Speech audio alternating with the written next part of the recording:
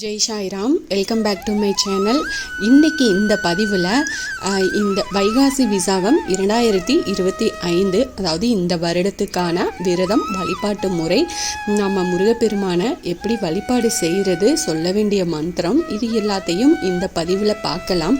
முருகப்பெருமானின் அருளை பெறுவதற்கான வைகாசி விசாகத்தன்னைக்கு பக்தர்கள் நிறைய பேர் பால்குடம் காவடி ஏந்தி பாத யாத்திரையாக போயும் நேர்த்திக்கடனை நிறைவேற்றுறது வழக்கமாக வச்சுருப்பாங்க.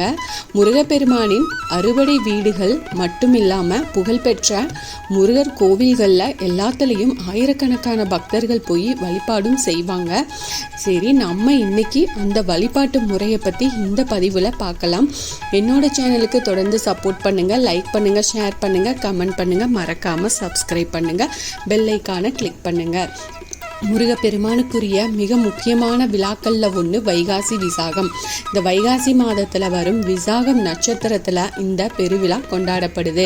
எல்லா முருகர் ஆலயங்கள்லையும் வைகாசி விசாக பெருவிழா 10 நாட்கள் ரொம்ப சிறப்பாக கொண்டாடுறத வழக்கமாகவும் வச்சுருப்பாங்க. இந்த வைகாசி விசாகம் அப்படிங்கிறது முருகப்பெருமான் அவதரித்த திருநாள் தான். முருகப்பெருமான் வைகாசி மாதம் விசாக நட்சத்திரத்தில் சிவபெருமானின் நெற்றிக்கண்ணில் இருந்து வெளிப்பட்ட தீப்பொறியில இருந்து உதித்தவர் அப்படின்னு கந்த புராணத்தில் இருக்கு. விசாகம் அப்படின்னா துளிர்த்து வருதல் அப்படின்னு பொருள். சிவபெருமான் என்னும் ஞான விருட்சத்தில் இருந்து துளிர்த்து வந்தவர் முருகப்பெருமான். அதனால தான் அவரை ஞான பலம் அப்படின்னும் விநாயக பெருமான ஞான கொண்டு அப்படின்னும் போற்றிட்டு இருக்கிறோம். சூரபத்மன் பெற்ற வரத்தின் படி சிவனின் அம்சமாக தோன்றியிருக்கிறவர் தான் முருகப்பெருமான். இது முருக பக்தர்கள் எல்லாருமே கொண்டாடக்கூடிய மிக முக்கியமான ஒரு நாள் தான் இந்த வைகாசி விசாகம். இந்த ஆண்டு வைகாசி விசாக திருநாள் ஜூன் 9 திங்கட்கிழமை வருது. வைகாசி விசாகம் அன்னைக்கு விரதம், அதாவது முருகப்பெருமானுக்கு விரதம் இருந்து வழிபாடு செய்கிறது ரொம்ப சிறப்பு வாய்ந்தது. முதல் நாளை வீட்டை சுத்தம் செஞ்சு முருகப்பெருமானின் படம், விளக்கு இந்த மாதிரி எல்லாத்தையுமே சுத்தம் செஞ்சு தயாராக எடுத்து வச்சுக்கோங்க. வைகாசி விசாக நாள் அன்னைக்கு அதிகாலையில் எழுந்து முருகப்பெருமான் படத்துக்கு சந்தனம் குங்குமம் வச்சு அலங்காரம் செஞ்சுக்கோங்க. உங்ககிட்ட வேலு அப்புறம் விக்கிரகம் இருந்துச்சு அப்படின்னா அன்றைய தினம் முருகப்பெருமானின் மனம் குளிர பால், பன்னீர், சந்தனம், அப்புறம் விபூதி, பஞ்சாமிர்தம், இதனால் உங்களால் முடிஞ்ச வரைக்கும் முருகப்பெருமானோட வேலுக்காக இருக்கட்டும், விக்கிரகத்துக்காக இருக்கட்டும், அந்த அபிஷேகம் கண்டிப்பாக செஞ்சுக்கோங்க. இந்த பூஜைகளை ஆரம்பிக்கிறதுக்கு முன்னாடி முதல்ல விநாயகரை மனதார நினச்சி அவருக்குரிய மந்திரத்தை சொல்லி வழிபாடு செஞ்சுட்டு வைகாசி விசாக பூஜைகளை நாம் ஆரம்பிக்கணும். முருகப்பெருமானுக்கு 6 வகையான மலர்கள் படைச்சு வழிபாடு செய்கிறது ரொம்ப உத்தமம். எந்த மலர் கிடைக்குதோ அதுல ஏதாவது 6 வகை மலர்களை பூஜைக்கு நாம எடுத்துக்கலாம். அதாவது உங்களுக்கு இந்த நான் குறிப்பிட்ட மலர் சொல்றது கிடைக்கும் அப்படின்ற பட்சத்தில் அதை மிஸ் பண்ணாமல் அந்த மலர்களை வாங்கி நீங்கள் பூஜை பண்ணுங்க. நான் சொல்கிறது கிடைக்கும் அப்படிங்கிறவங்களுக்கு தான். அவருக்கு ரொம்ப முருகப்பெருமானுக்கு ரொம்ப பிடிச்ச பூக்கள் பார்த்தீங்கன்னா சிவப்பு, வெற்றி, அப்புறம் முல்லை, மல்லி, செவ்வரளி, தாமரை, செண்பகப்பூ, இந்த 6 வகையான மலர்களால் முருகப்பெருமானுக்கு அர்ச்சனை செஞ்சு நீங்கள் வழிபாடு செய்யலாம். இந்த பூக்கள் எல்லாம் கிடைச்சா மட்டும் வாங்கி நீங்கள் செய்யுங்க. இல்லைன்னா செவ்வரளி, பன்னீர் ரோஸ், இது எது கிடைக்குதோ அதில் நீங்கள் வாங்கி நீங்கள் உங்கள் வழிபாடு நீங்கள் செஞ்சுக்கலாம். அதே போல் ஏதாவது 6 வகையான இனிப்பு வகைகளை செஞ்சு முருகப்பெருமானுக்கு நெய்வேத்தியமாக வைங்க. 6 நெய் விளக்குகள் ஏற்றி வச்சுட்டு திருப்புகளை பாராயணம் செய்யுங்க.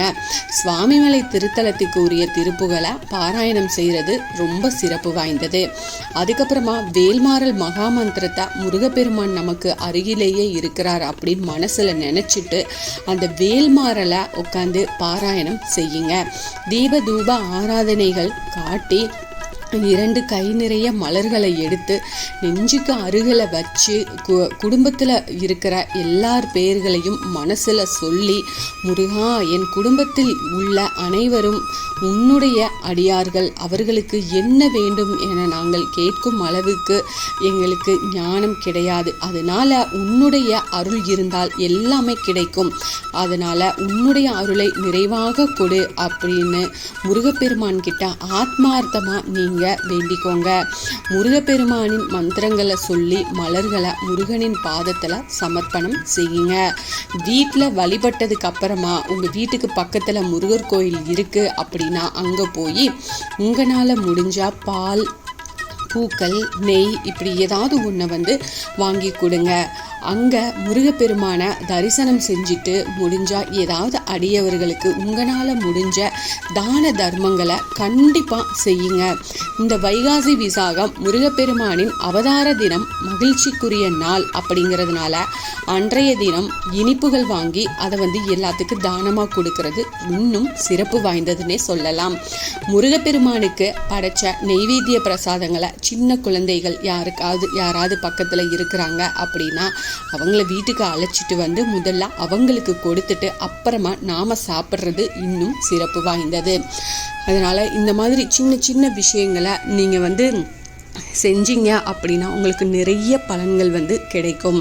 முருகரை ஆத்மார்த்தமாக நீங்கள் நம்பி நீங்கள் வேல்மாறலாக இருக்கட்டும், திருப்புகழ் புக்கு இருக்குது அப்படின்னா திருப்புகளை பாராயணம் பண்ணுங்கள். புக்கு இல்லை, வேல்மாறல் வச்சுருக்கோம் அப்படின்னா வேல்மாறல் பாராயணம் பண்ணுங்கள். ரெண்டுமே இல்லைன்னு நினைக்கிறவங்கள கந்த சஷ்டி கவசமாவது படிங்க. அதுவும் இல்லைனா டிவிலையாவது போட்டு விட்டு நீங்கள் அதை கேளுங்க உட்காந்து. அதே போல் முருகருக்கு நெய் தீபம் ஏற்றிட்டு உங்களுக்கு அந்த முருகரோட அஷ்டோத்திர சத நாமாவளி இருக்கு, 108 அஷ்டோத்திரம் தெரியும் அப்படின்னா அதை சொல்லி பூக்களால் அர்ச்சனை பண்ணுங்க. இல்லை வேலுக்கு விபூதியாலையும் நாம் அர்ச்சனை பண்ணலாம். வேலுக்குன்னு 108 மந்திரம் இருக்கு, அதை சொல்லியும் நீங்கள் அர்ச்சனை பண்ணலாம். எதுவுமே தெரியாது அப்படின்னா ஒன்றும் பிரச்சனை இல்லை. ஓம் சரவண பவ அப்படின்ற மந்திரத்தை சொல்லி கூட நீங்கள் அர்ச்சனை பண்ணிக்கலாம். உங்களுக்கு என்ன பிரார்த்தனை இருக்கோ நிச்சயமாக முருகப்பெருமான் உங்கள் பிரார்த்தனையை நிறைவேற்றி கொடுப்பாரு. இந்த பதிவு உங்களுக்கு பயனுள்ள பதிவாக இருக்கும் அப்படின்னு நான் நம்புகிறேன். இதில் ஏதாவது சந்தேகம் இருக்குது அப்படின்னா எனக்கு கமெண்ட்டில் கேளுங்க, நான் பதில் சொல்கிறேன். என்னோட சேனலுக்கு தொடர்ந்து சப்போர்ட் பண்ணுங்கள், லைக் பண்ணுங்கள், ஷேர் பண்ணுங்கள், கமெண்ட் பண்ணுங்கள், மறக்காமல் சப்ஸ்கிரைப் பண்ணுங்கள், பெல் ஐக்கானை கிளிக் பண்ணுங்கள். இது போல் எனக்கு தெரிஞ்ச ஆன்மீக பதிவுகளை உங்ககிட்ட நான் ஷேர் பண்ணுறேன். Thank you friends. மீண்டும் அடுத்த பதிவில் சந்திப்போம்.